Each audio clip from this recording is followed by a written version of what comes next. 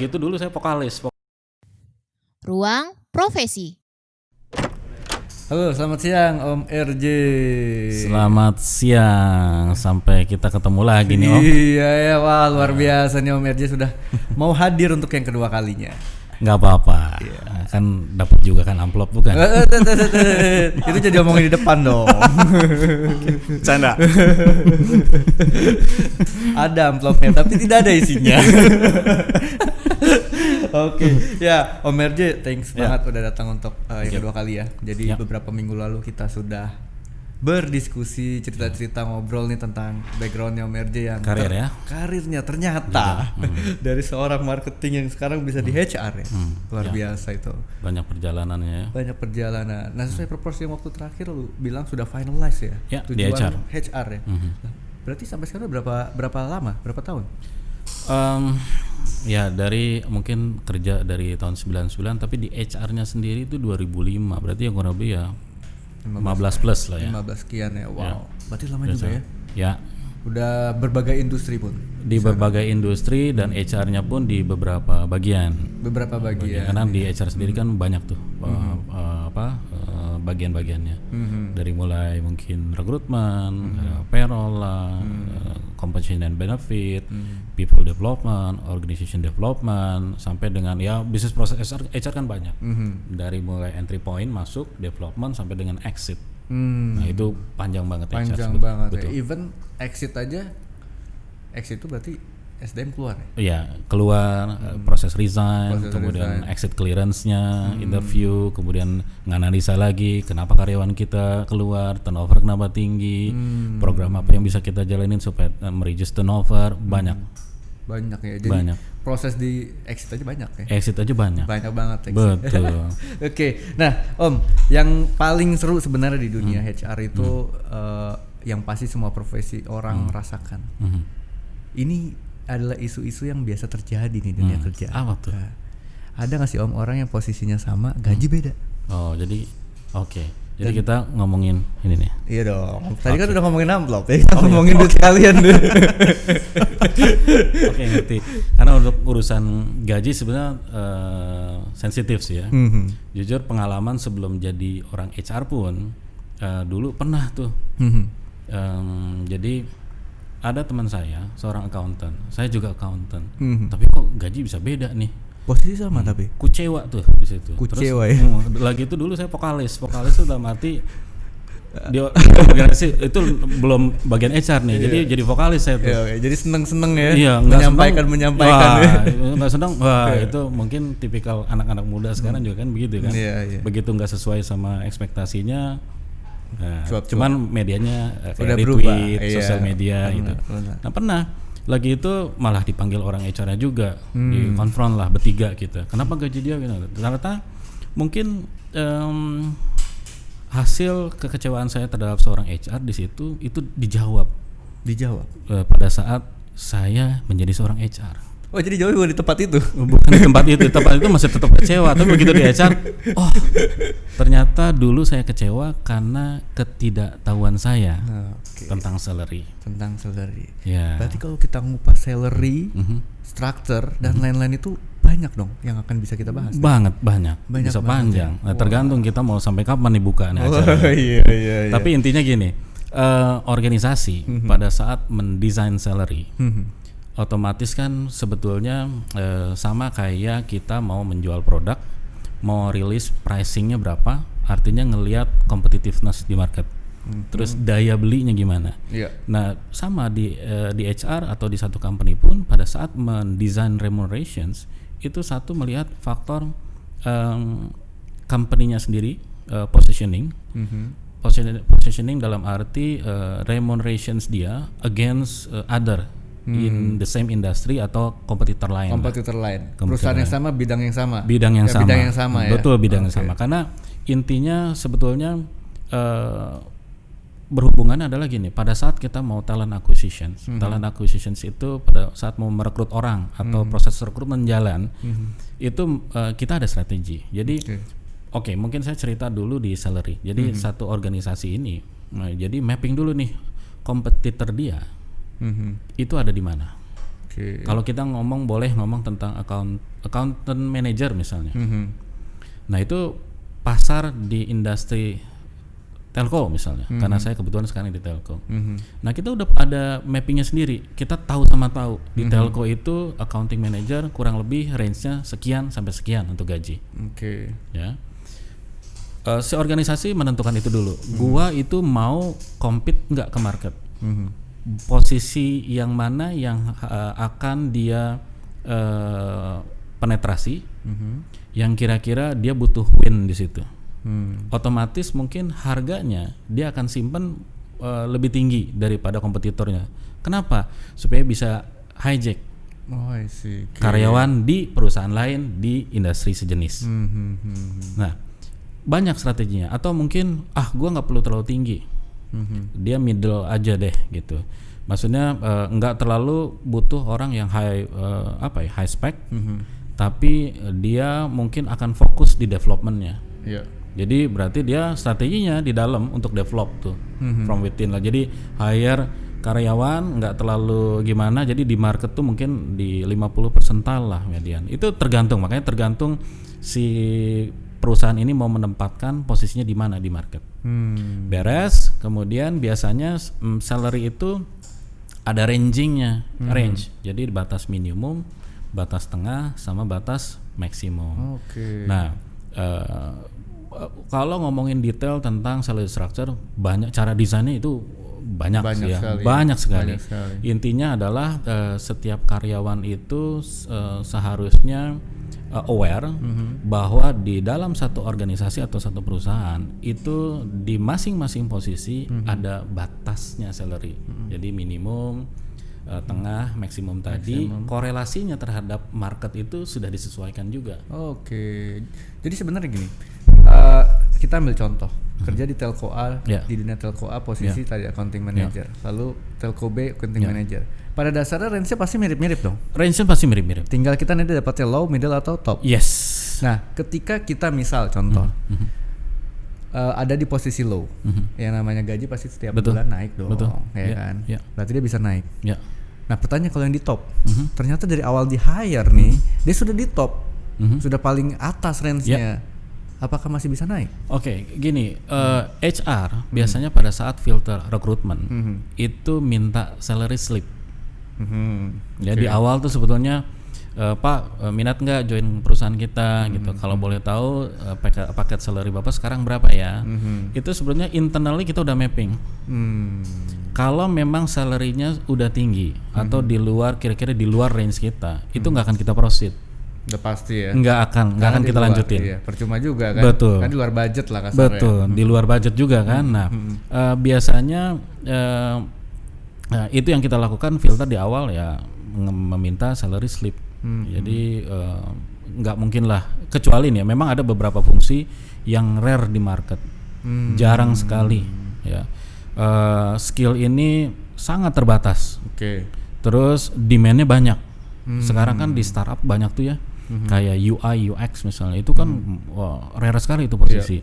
Nah bisa jadi itu keputusan internal perusahaannya nih untuk misalnya menempatkan satu orang itu di luar salary structure yang sudah di-define.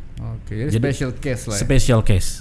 Dan dengan ekspektasi dari perusahaan pun justru spesial dong. Iya dong, pasti dong. Ya, jadi bukan berarti dengan kita bangga gajinya di luar salary structure yang ada di perusahaan itu, tapi jangan salah, ekspektasinya pun akan besar. Nggak bisa kerjanya biasa-biasa aja. Performance-nya harus spesial juga. Tentu itu berbanding lurus. Pasti ya. Itu sih so far menurut yang perlu perlu diperhatikan sih sama si pencari kerja pun. Ya. Nah, sekarang kita sedikit flashback Om. Gue ingat banget di episode sebelumnya ketika lu bilang akhirnya gue dapet purpose gue setelah sekian lama bekerja dan akhirnya ketemu di HR. Itulah finalize-nya. Nah, ada nggak sih sebenarnya yang perlu kita, apakah purpose itu perlu nggak sih kita miliki? Apakah nanti dengan sendirinya akan terbentuk atau sebaiknya dari awal? Kalau purpose atau tujuan atau destinations, idealnya itu kita cari mulai dari awal. Mulai dari awal. Karena itu akan menentukan langkah kita nih dari awal supaya efektif menuju tujuan tadi itu. Memang pada dasarnya ada beberapa orang yang menemukan tujuan setelah justru berjalan. Tapi sekali lagi kalau idealnya memang kita set dari awal. Ini mungkin contoh dari anak sendiri deh ya. Kalau saya boleh cerita dari anak. Anak saya masuk kuliah. Jadi pada saat saya tanya, Kak mau sekolah kemana?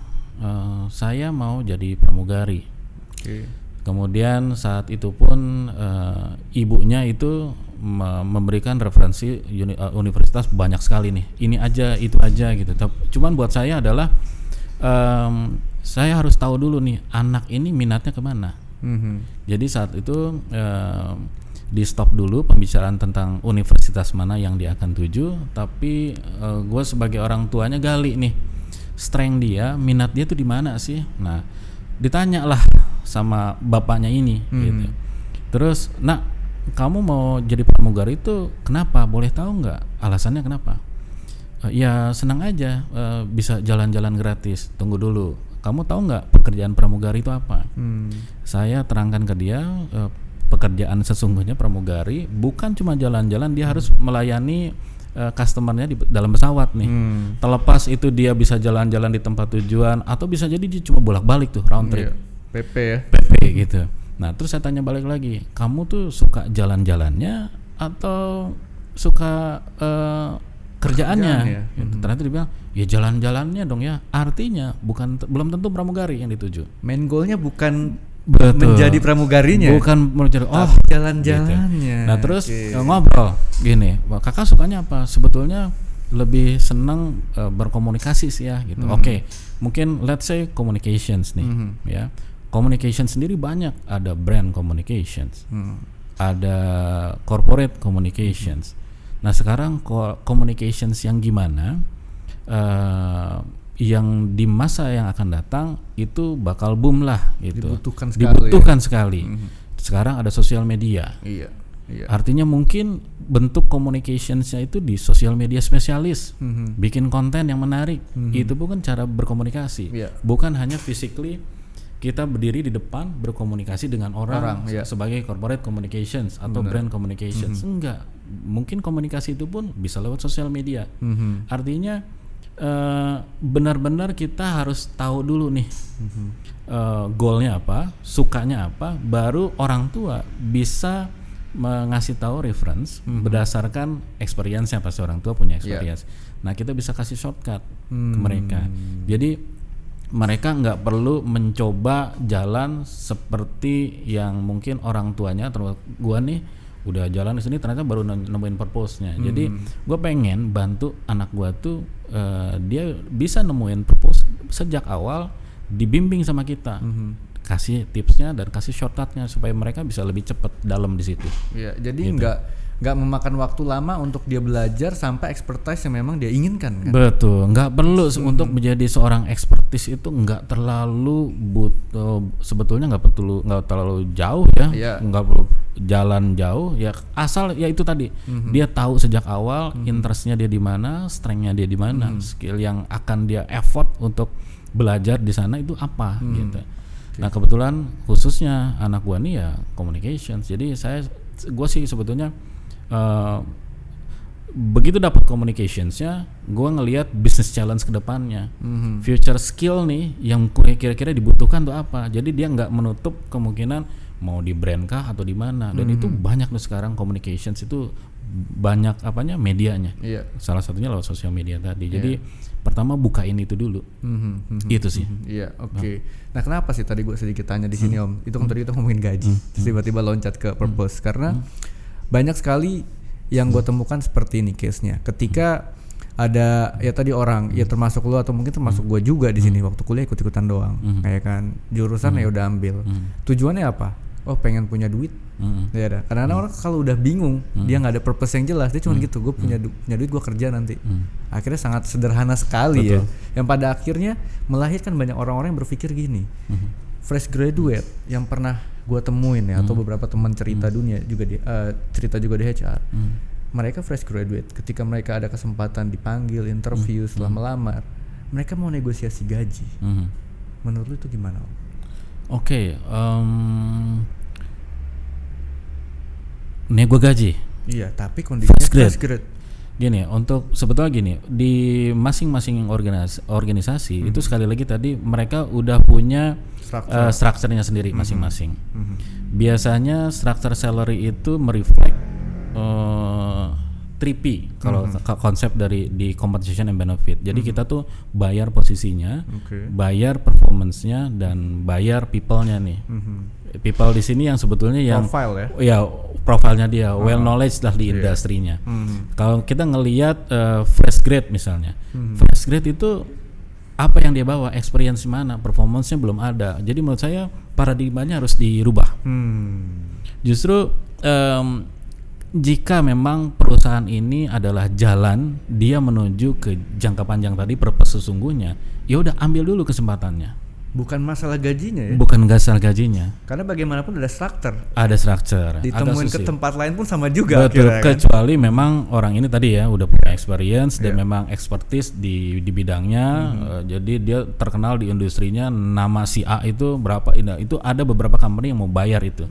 Tapi untuk fresh grade, ya karena memang performance-nya belum kelihatan, ya titik awalnya ada si gaji itu di masing-masing company ada. Jadi agak sedikit gimana ya kalau nego gitu ya. Jadi karena lu dibayar di sana untuk position dulu. Untuk position dulu. Belum ada performance dan belum ada profile atau people lu ya belum terbentuk. Betul, belum terbentuk. Sama sih kalau saya mau kalau gua mau nge-reflex yang tadi cerita jalan karir gua, justru gua kadang ambil dulu opportunity-nya. Iya. Tapi yang uang itu ngikutin. Iya, betul. Pada akhirnya uang akan ngikutin. Tapi kita sudah punya dulu nih jejak rekam kita gimana di industri. Nah, uang akan ngikutin, percaya, uang akan ngikutin. Karena tadi event kalau punya menjadi seorang yang special case, rare, lu bisa punya offering yang di luar struktur, lu juga punya ekspektasi pekerja resultnya pun special dong. Iya, pasti. Berbanding lurus ya. Nah, ketika kita ngerasa performance kita belum ada, experience kita nggak ada, kita masuk dulu belajar sampai suatu saat kita ngerasa gue udah expert di sini, gue udah cukup bisa dan gue harus naik level, naik salary. Ketika dia nego mungkin juga dong. Mungkin nego internal. Mungkin. Tapi nggak di approve juga mungkin nggak, walaupun dia perform. Iya, tadi makanya gini, salary structure sekali lagi ada batas minimum, batas atas. Sepanjang salary-nya masih di dalam batas itu, negosiasi masih mungkin terjadi. Berarti gini yang gue tangkap ini nggak tahu bener nggak, gue tanya deh. Triknya gini, misalnya awal gue kerja di industri A sebagai anggap aja tadi accounting manager, strukturnya sekian, awalnya 1, maksimalnya 3 misalnya, minimum. Gue di angka 2 lah, berarti mentok gue naik 3 kan? Yes. Oke. Tapi karena ini industrinya A, gue pindah ke industri B yang dimana industri tersebut memang capability-nya di atas ini, otomatis strukturnya berubah dong. Yes. Dan berarti kalau gue pindah dengan posisi yang sama, opportunity selalu ada. Oke, jadi kalaupun kita ngerasa gue udah mentok di sini, berarti ada sebenarnya chance buat dia untuk pindah industri yang dimana memang lebih besar. Betul. Jadi secara makanya gini, di masing-masing company aja di sama industrinya salary structure-nya beda-beda. Masih beda-beda ya. Apalagi across industry. Bisa lebih jauh lagi. Bisa lebih jauh lagi. Makanya kita harus pinter-pinter industri mana yang on demand nih. Oke. Yang ternyata memang ya lagi boom lah istilahnya. Nah itu opportunity-nya memang gede ke sana. Itu tapi sekali lagi biasanya itu pun nggak terlalu jauh sih ya. Range-nya nggak terlalu jauh. Nggak signifikan. Tapi paling nggak ada kesempatan. Ada kesempatan untuk setidaknya loncat. Ya ada loncat lah ya. Berarti juga mungkin bisa buat teman-teman fresh grade ini kalau misalnya memang mau mencari yang ekspektasinya segini ketika baru di hire, bisa lihat dari industrinya ya? Yes, dari industri. Jadi industri itu masing-masing beda. Kita lihat nih kayak misalnya startup. Nah ini mungkin standarnya beda. Makanya di mereka tuh startup gajinya mungkin relatif lebih tinggi. Ngeri-ngeri ya? Ngeri-ngeri. Berani sekali. Karena memang dibayar sama kondisi company-nya pun namanya startup. Mungkin ada resiko kan. Jadi uncertain itu bayarannya di situ. Iya, betul. Mungkin terus kerja end to end karena mungkin belum ada bisnis proses yang jelas. Kerja dari pagi sampai malam jungkir balik ya. uang ngikutin sih. Iya benar. Tetap aja kita semua akan seimbang. Yes, semua akan seimbang pada waktunya. Pada waktunya ya. Oke. Nah, jadi berarti kalau di sini tips ya. Tadi lu sempat bicara tips gimana seorang anak itu kadang dia mau menjadi pramugari bukan karena dia pengen bekerja sebagai pramugari, tapi dia mau jalan-jalan ya. Oke. Lah, lalu kenapa sih setiap orang itu harus punya purpose di awal? Apakah supaya nggak kayak kita nih muter-muter dulu, padahal tujuannya sama. Jadi supaya kita punya shortcut. Apakah seperti itu? Atau juga di sisi lain juga supaya dia punya tujuan yang jelas ketika melakukan keputusan-keputusan untuk pengambilan kesempatan? Ya, sebenarnya kombinasi antara itu. Jadi ada idealnya kita bisa tahu tujuan kita lebih detail supaya kita bisa efektif memilih jalan yang lebih cepat ke sana.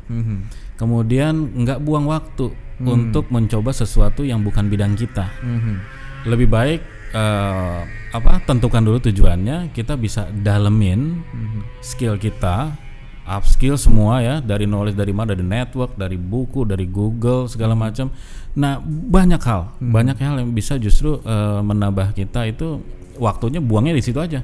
Jadi jangan di hal yang lain yang bukan expertise kita atau minat kita. Itu sih tujuannya sebetulnya itu. Jadi fokus ya. Jadi fokus. Struktur frame-nya juga jelas. Sekarang mau A, besok mau B, terus ya sampai tujuan jangka panjangnya ya.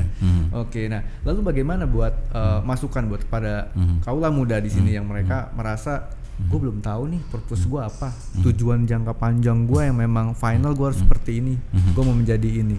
Gimana caranya supaya bisa mereka melihat minat, bakat atau dapetin itu? Oke, minat bakat sih sebetulnya ini kalau gue ngelihat anak gue, ini keseharian nih, karena keseharian ngelihat dong, gitu. Pasti. Nggak ada tipe khusus sebetulnya. Sebetulnya orang sendiri itu dilahirkan itu memang punya interestnya masing-masing, beda-beda. Nah, kita fokus di interest kita aja dulu.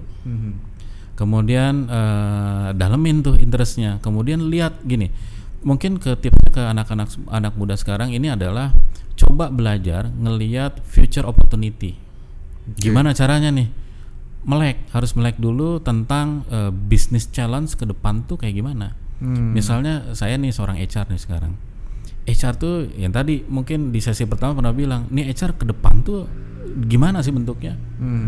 Apalagi ada artificial intelligence, machine learning, ada robot. Kita nanti perangnya sama robot. Nggak mungkin kan kita compete sama robot gitu. Dan kita harus punya skill yang unik nih. Orang pinter sekarang banyak. Tapi yang unik itu jarang. Gimana caranya berkompet sama orang yang memang di level pinter tadi, tapi kita di highlights nih sama company-nya.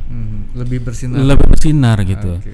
Ya banyak orang yang terpilih karena uniqueness-nya dia. Jadi orisinil memang dia gitu. Nah biasanya apalagi di rekrutmen gitu, orang-orang yang kayak gitu akan kelihatan mencolok sekali. Karena gini, kayak kelas nih ya, standar kelas sekolah itu kalau udah itu kelasnya memang rata-rata kelasnya pintar benar. Itu gimana coba kita memilih anak pintar dari yang pintar? Iya betul. Nah makanya kita harus punya unique skill. Dengan unique skill itu akan gampang sekali orang ngelihat, lirik, oh this is the one. Contoh unique skill apa? Gambaran hal yang sederhana. Unik itu mungkin saya mengartikannya adalah kalau kita pergi ke, kalau kita tahu business challenge ke depan, orang yang bisa tahu opportunity ke depan, ya mungkin saat ini ada sebagian Ki lu gila gitu. Jadi apa sudut pandangnya atau wawasannya nih? Ada orang yang disebut gila karena kita melihat dia itu orang yang aneh. Dia mungkin sebaliknya dia ngelihat ini nggak aneh karena dia udah berhasil melihat future opportunity. Dia melihat apa yang orang lain tidak lihat. Dia melihat apa yang orang lain tidak lihat. It's unique. Yeah. Sama kayak waktu kita pencipta pesawat, penemuan pesawat. Nah, orang selalu bilang dia gila. Tapi bisa. Pesawat di mana-mana. Yes. Nah, karena gini, ya sekarang harus unik sih orang ya. Harus unik. Jadi harus benar-benar create atau orang yang bisa create sesuatu yang memang belum terpikirkan sebelumnya. Mungkin saya sekarang kepikiran ya nggak tahu someday ini HR itu cuman digital pocket. Jadi HR tuh ya mungkin di device kita nih HR. Segala activities itu ada di sini HR. Kita masuk kantor pun mungkin semacam kayak Siri, kayak si Bixby-nya dari Samsung atau Amazon itu ngingetin kerjaan kita. Iya, tasnya udah apa aja. Tasnya udah ada, kemudian kita belum apply cuti, lo mau cuti sama diingetin sama mereka. Lo mau tanya gaji, bisa tanya gaji lewat sini. Sekarang HR yang gimana? Yang kira-kira dibutuhkan ke depan. Betul. Kalau nggak mau kerjaan kita diganti sama mesin device ini. Iya, betul luar biasa. Nah, itu yang kayak gimana tuh kira-kira HR kayak gimana? One day semua automations, even analisa data bisa nanti dibantu sama machine learning. Terus yang kayak gimana tuh HR? Nah itu yang saya sekarang lagi kepikiran mau bikin mungkin HR-nya ke depan. Iya itu tadi nggak seperti yang sekarang. Mulai menggunakan yang tadi artificial intelligence, machine learning. Itu dari saya. Luar biasa. Harus unik. Unik ya. Dan uniqueness itu sebenarnya terlahir karena wawasan. Yes, karena wawasan. Jadi dan wawasan bisa di mana aja. Bisa di mana aja deh. Even teman, network. Dari teman, makanya pintar cari teman yang memang bisa escalate kita atau yang bisa stretch kita ke limit yang ya itu tadi limit tuh sebetulnya manusia nggak ada batasnya. Tergantung usaha kita mau buka itu sampai seberapa jauh. Ya. Makanya kalau si Apple bilang atau siapa dulu yang si Apple tuh CEO-nya Steve Jobs atau big dream segala macam. Benar. Saya sih percaya orang yang mempunyai mimpi yang besar itu akan berjalan lebih jauh daripada orang yang mungkin yang punya mimpinya sederhana. Makanya tadi tujuan di awal. Iya, tujuannya di awal. Iya, dengan tujuan kita tahu melangkah kemana dan bagaimana. Betul. Jangan takut untuk mimpi besar. Jangan takut untuk mimpi besar. Luar biasa. Itu dasar. Wah, Om Merje kedua ini sederhana tapi dalam loh. Ya, sederhana tapi dalam loh. Iya, dalam ya. Dalam loh. Dari ngomongin salary ternyata banyak yang tidak kita tahu tentang struktur. Sehingga sekarang mungkin teman-teman terbuka. Fresh grad jadi sadar sekentil dan dikit lah buat para fresh graduate ya kan. Lalu juga pentingnya purpose. Tadi big dream. Wah, terima kasih waktunya nih Om Merje. Sama-sama. Kita akan episode 3 deh nanti tendang lagi. Oke Om, terima kasih banyak waktunya. Sampai ketemu lagi. Goodbye Om. Thank you.